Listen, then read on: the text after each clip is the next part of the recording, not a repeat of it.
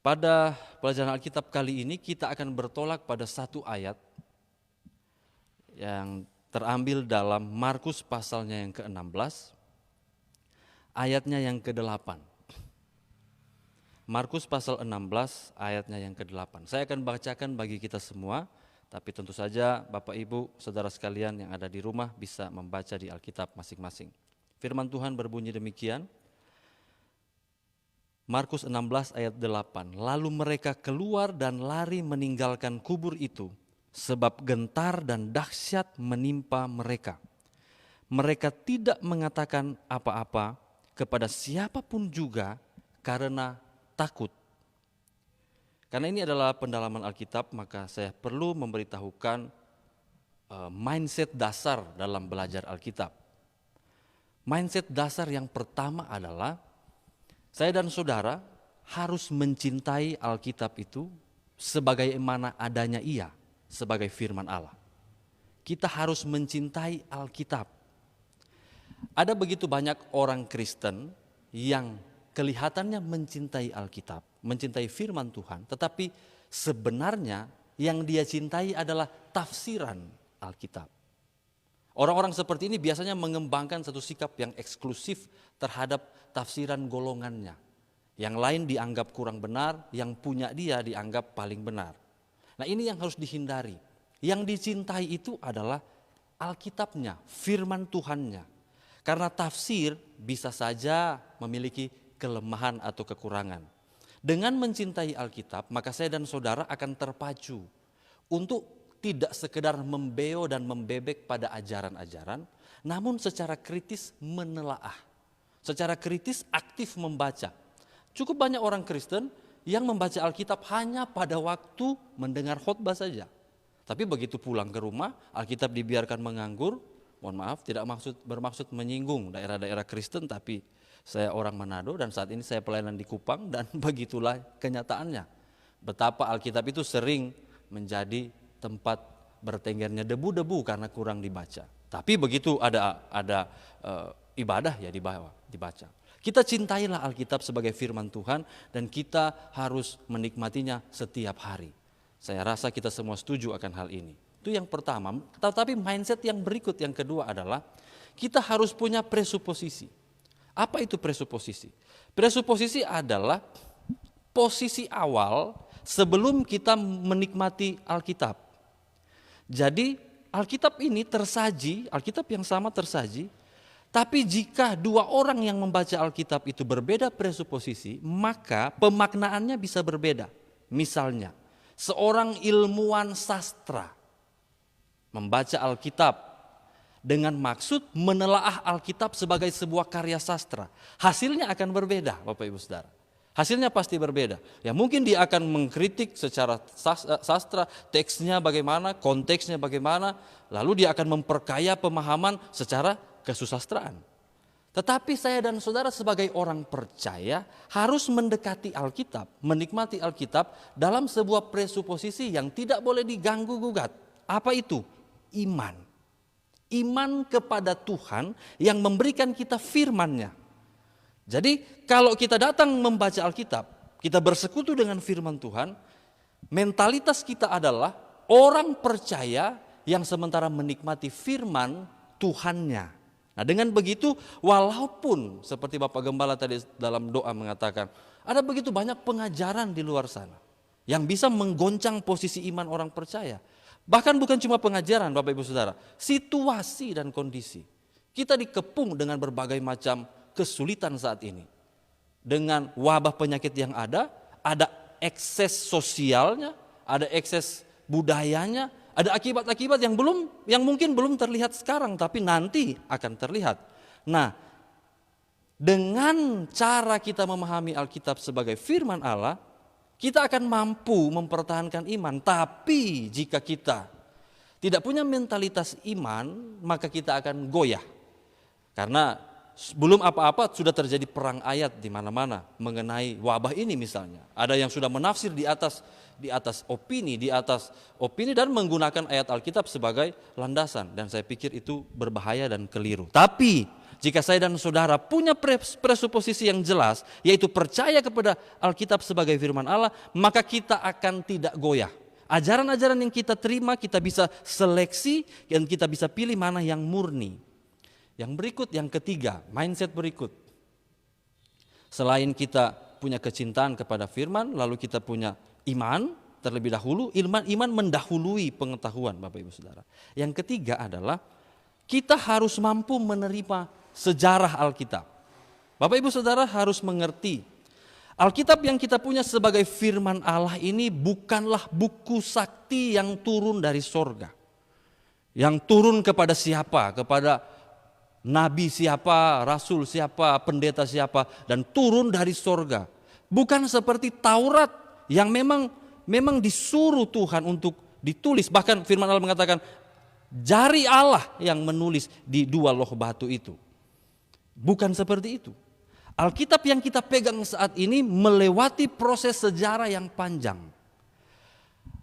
Ada banyak pelajar Alkitab yang menjadi kurang percaya kepada Alkitab setelah mereka mengetahui sejarah panjang Alkitab. Tapi saya bisa berkata, saya mempelajari Alkitab dengan mempelajari teologi dengan benar, maksud saya dalam jalur yang sesuai dengan apa yang distandarkan minimal oleh pemerintah. Tetapi tidak ada satu momen pun terbersit bahwa saya akan meragukan kewibawaan Alkitab sebagai firman Allah. Malahan dengan mempelajari proses terbentuknya Alkitab sampai yang kita pegang sekarang ini, satu hal yang saya akui bahwa benar-benar Tuhan bekerja dengan luar biasa. Adalah sesuatu yang mustahil mempertahankan kesamaan pikiran, mempertahankan kesamaan ide. Selama beratus-ratus tahun bahkan beribu tahun dengan orang-orang yang berbeda, dengan zaman yang silih berganti, tetapi termaktub dalam Alkitab. Dan proses itu memang kita harus pelajari sendiri. Ada proses kanon Alkitab, ada kitab-kitab yang tidak diakui, ada kitab-kitab yang diakui dan sebagainya. Saya pikir ini penting, mindset tiga cara berpikir ini penting untuk mengawali kita belajar Alkitab dengan lebih baik. Jadi kita harus juga memahami latar belakang sebuah ayat, latar belakang sebuah kitab, bagaimana konteks, maksud dan tujuan ditulisnya sebuah bagian, sehingga kita akan lebih diperkaya. Ujungnya itu yang kita harus capai. Kita lebih diperkaya, pemahaman kita lebih diperkaya, dan hasilnya iman kita akan semakin dikuatkan. Ayat yang kita baca Bapak Ibu Saudara, saya berdoa supaya tiga mindset ini sudah terpatri dalam pikiran Bapak Ibu Saudara, supaya kita mulai mempelajari dengan lebih nyaman. Ayat yang kita baca, Markus 16 ayat 8 ini, di dalam beberapa versi terjemahan yang lain, termasuk terjemahan lama bahasa Indonesia, berhenti sampai di apa yang saya bacakan tadi. Sampai di kata kalimat, mereka tidak mengatakan apa-apa kepada siapapun juga karena takut, titik. Demikian juga dengan King James Version dan beberapa terjemahan yang lain. Berhenti sampai di sana. Tetapi kemudian terjemahan Indonesia, terjemahan baru Indonesia, menambahkan satu paragraf. Dan ini juga menjadi kesempatan untuk kita belajar Bapak Ibu Saudara. Jangan sampai ada di antara kita yang, beta baca yang paham-paham bahasa Inggris di rumah mungkin sudah pernah baca ayat ini. Beta baca di King James Version berhenti di sini. Kenapa di terjemahan baru Indonesia ada lanjutannya? Nah, ini juga menjadi pembelajaran bagi kita. Jadi teks Injil Markus itu, teksnya Bapak Ibu Saudara, itu kan ada banyak teksnya, dikumpul, dan ada satu teks yang dalam bahasa keilmuannya disebut isolated text. Jadi teks yang khusus. Teks khusus inilah yang unik sendiri, yang mencantumkan paragraf berikut dari Markus 16 ayat 8. Nah, makanya terjemahan Indonesia itu ada spasinya di situ. Ada spasinya di situ. Lalu mana yang benar? Keduanya benar, tetapi teks asli yang diambil oleh terjemahan Indonesia yang saya bacakan tadi sudah memuat naskah yang sebelumnya mungkin belum ditemukan atau belum diakui oleh terjemahan yang lain. Nah, ini salah satu bagaimana kita memperluas wawasan kita. Tetapi saya sangat bersyukur bahwa para ahli Alkitab Indonesia memasukkan teks ini, Bapak Ibu Saudara. Saya sangat bersyukur. Karena di ayat 8 bagian pertama, di situ dinyatakan satu nuansa yang sangat pesimis terhadap keadaan. Perhatikan ayat 8 dinyatakan, saya baca kembali. Lalu mereka keluar dan lari meninggalkan kubur itu. Sebab gentar dan dahsyat menimpa mereka. Mereka tidak mengatakan apa-apa kepada siapapun juga karena takut. Bahkan dalam situasi kebangkitan Yesus, para murid masih sempat panik dan takut. Kenapa? Kalau jasad Yesus tidak ditemukan, hilang, maka mereka akan dikenakan satu tuduhan yang hukumannya berat, yaitu pencurian jenazah. Dan hoax ini tentang murid-murid akan mencuri jenazah Yesus itu sudah disebar oleh para ahli Taurat, orang Farisi, oleh orang-orang yang membenci Kristus dan karyanya. Sudah disebar. Jadi tinggal menunggu momen, maka jika memang terjadi ada kehilangan jenazah Yesus, maka tuduhan itu bisa segera disampaikan dan para murid akan masuk penjara. Dalam ayat 8 bagian pertama ada nuansa ketakutan yang sangat luar biasa. Mereka menemukan junjungan mereka sudah bangkit, sudah tidak ada lagi, memang belum menampakkan diri kepada semua. Ada beberapa orang yang sudah Yesus menampakkan diri kepada beberapa orang, tapi belum semua.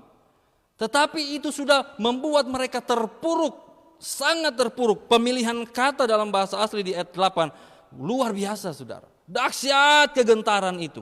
Tidak bisa berkata apa-apa karena takutnya. Demikianlah keadaan saya dan saudara, siapapun kita yang belum menerima kuasa kebangkitan Kristus. Dunia ini penuh dengan kegentaran. Dunia ini penuh dengan fenomena yang menakutkan. Kita gentar, saudara-saudara. Belum yang ini selesai, datang yang ini. Persoalan, datang yang ini. Belum selesai wabah ini, gunung meletus. Belum selesai, datang lagi. Kita belum ada di situasi krisis yang diprediksikan oleh banyak ahli ekonomi. Yaitu situasi di mana dampak dari COVID-19 ini mulai mempengaruhi kehidupan bermasyarakat, sosial masyarakat. Kita belum ada di sana. Tapi katanya nanti akan ada di sana. Dan disimpulkanlah keadaan kita adalah keadaan yang menakutkan, kegentaran melingkupi kita, dan saya dan saudara terjebak di sana. Dan jika kita tidak memiliki, tidak menerima kuasa kebangkitan Kristus, kita akan tinggal di sana lalu terpuruk. Begitu banyak orang mengambil keputusan yang keliru. Angka bunuh diri tetap ada di mana-mana. Keputusasaan menghinggapi orang-orang sehingga berbuat kejahatan dan lain sebagainya. Itu ada di sekitar kita. Kita bersentuhan dengan hal-hal tersebut. Tetapi saya dan saudara dihibur oleh satu teks. Isolated text. Dan puji Tuhan, para ahli Alkitab Perjanjian Baru Indonesia, Lembaga Alkitab Indonesia, diberi hikmat oleh Tuhan untuk memasukkan teks ini untuk saya dan saudara nikmati, yaitu bagian kedua dari ayat 8. Firman Tuhan saya bacakan bagi saya dan saudara. Dengan singkat mereka sampaikan semua pesan itu kepada Petrus dan teman-temannya. Pesan apa? Pesan kebangkitan Kristus. Dengan singkat. Murid-murid Yesus bukanlah orang berpendidikan tinggi yang punya kemampuan berbicara dan meyakinkan dengan hebat. Mereka adalah para nelayan, mereka orang-orang marginal, mereka orang-orang biasa. Betul ada beberapa orang yang punya posisi dan sebagainya, tetapi mayoritas dari mereka adalah orang-orang biasa yang mengikuti Kristus yang luar biasa. Kini Kristus telah pergi dan hilang entah kemana, terpuruklah mereka. Tetapi orang-orang yang telah menerima berita kebangkitan Kristus dengan singkat, dengan sederhana menyampaikan pesan itu. Sederhana dan singkat, tidak butuh kata-kata indah. Tidak butuh orang-orang hebat, tidak butuh titel-titel segala macam. Singkat, sederhana. Tetapi pesan kebangkitan Kristus dahsyat kuasanya. Ketika pesan itu diterima oleh Petrus dan teman-temannya, perhatikan di sini. Setelah titik disebutkan begini, sesudah itu Yesus sendiri dengan perantaraan murid-muridnya memberitakan dari timur ke barat berita yang kudus, yang tak terbinasakan tentang keselamatan yang kekal itu. Orang-orang yang pada bagian pertama terpuruk tidak bisa berbuat apa-apa, gentar dan takut oleh situasi, setelah dijamah oleh kuasa kebangkitan Kristus, bangkit berdiri, keluar dari tempat mereka, dari kampung-kampung mereka, dan mulai memberitakan berita keselamatan yang kudus dan tak terbinasakan. Tetapi jelas dikatakan di situ Yesus sendirilah dengan perantaraan para murid memberitakan berita itu dari timur ke barat. Ada satu kebangkitan besar.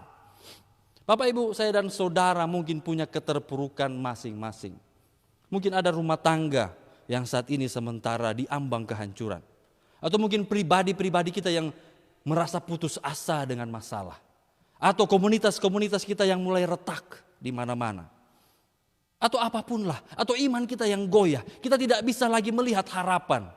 Kita tidak bisa lagi memandang masa depan dengan indah. Karena ada begitu banyak masalah bergelayut terhadapnya. Harapan-harapan kita putus dan pupus. Namun firman Allah jelas menyatakan, ketika engkau menerima berita kebangkitan Kristus, engkau akan diubahkan seketika. Kita akan menjadi pribadi yang berbeda. Kita akan menjadi pribadi yang bangkit. Anda bisa bayangkan ketika Petrus terima kabar ini. Lalu dia mengikuti proses seperti yang Kristus sampaikan, dia harus tunggu di Yerusalem. Dan nanti akan dicurahkan Roh Kudus yang akan diperingati sebagai hari Pentakosta. Apa yang terjadi ketika hari itu tiba, ketika urapan itu turun, sekali berkhotbah ribuan orang. Petrus, siapakah dia? Nelayan di kampung, nelayan yang memang pakar dalam mencari ikan, tetapi dalam berkata-kata orangnya sembrono. Dia bukan orang yang terdidik untuk bicara, tidak ada kemampuan public speaking yang bisa dibanggakan dari Petrus. Tetapi ketika dia bicara dengan kuasa kebangkitan Kristus, ribuan orang bertobat. Dahsyat Bapak Ibu Saudara. Kalau kita mau selami terus, mereka berjalan dan terus mulai menjangkau daerah-daerah yang lain. Terus sampai ke masyarakat Helenis, Greco-Roma. Terus merambah Eropa. Ada murid Kristus yang sampai ke Rusia, sampai ke India. Apa di balik itu? Orang-orang yang terpuruk, orang-orang yang takut. Namun kuasa kebangkitan Kristuslah yang membuat mereka bangkit. Bapak Ibu Saudara, kuasa kebangkitan Kristus ini akan kita pelajari pada pertemuan-pertemuan berikutnya. Bukanlah suatu kuasa yang simsalabim, yang tiba-tiba begitu kita terima dari yang begini langsung jadi superhero. Tidak, memang ada prosesnya Bapak Ibu. Dan kita akan mulai belajar prosesnya di pertemuan-pertemuan yang berikut. Ada proses, mereka harus tunggu berdoa di Yerusalem dan seterusnya dan seterusnya. Biar saya simpan itu di pelajaran berikut. Tetapi di awal ini saya mengajak kita sebagai orang-orang Kristen, milikilah iman yang kokoh kepada Tuhan. Biarkan dunia, biarkan situasi berkata apapun. Tetapi angkat imanmu dan berkata, Kristus bangkit, maka aku pun bangkit. Jika Kristus bangkit, maka rumah tanggaku pun dibangkitkan oleh Tuhan. Jika Kristus bangkit, maka tentu hidupku ke depan dibangkitkan oleh Tuhan. Kita tidak menyerah. Kita juga berdoa supaya bangsa dan negara ini di bawah pemerintahan Bapak Presiden dan seluruh jajarannya tidak menyerah, tidak putus asa, terus berjuang. Badai pasti berlalu, percaya kepada kuasa kebangkitan Tuhan. Ayat bagian pertama yang sangat pesimis harus dilengkapi dengan satu bagian yang sangat optimis. Mari Bapak Ibu Saudara, kita optimis bahwa kita pasti ditolong Tuhan. Kuasa kebangkitannya nyata bagi saya dan saudara. Kristus bangkit, kita